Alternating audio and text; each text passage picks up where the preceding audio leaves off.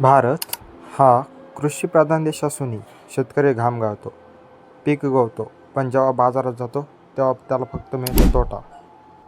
आजचा प्रश्न आहे, शेतमालाला बाजारभाव नाही, दोषी कोण?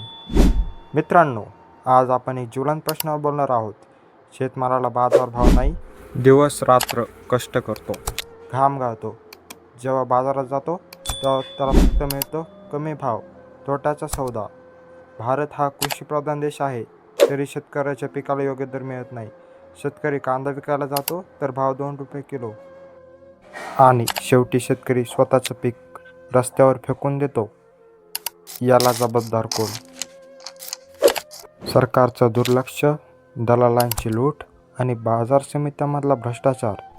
शेतकरी उद्ध्वस्त होतोय, पण शहरातला माणूस त्याच पिकासाठी 20-30 पट जास्त पैसे मोजतो. हा अन्याय नाही का? उपाय काय? 1. शेतमालाला हमी भाव. 2. थेट ग्राहक शेतकरी जोडणं. आणि 3. बाजार व्यवस्थेत पारदर्शकता. मित्रांनो, शेतकरी वाचला तरच अन्नधान्य वाचेल, आणि अन्नधान्य वाचलं तरच आपलं भविष्य सुरक्षित राहील. जर हा व्हिडिओ तुम्हाला पटला असेल तर लाईक करा, शेअर करा, आणि असेच मुद्देसूद व्हिडिओ पाहण्यासाठी आपल्या चॅनलला सबस्क्राईब करायला विसरू नका. धन्यवाद.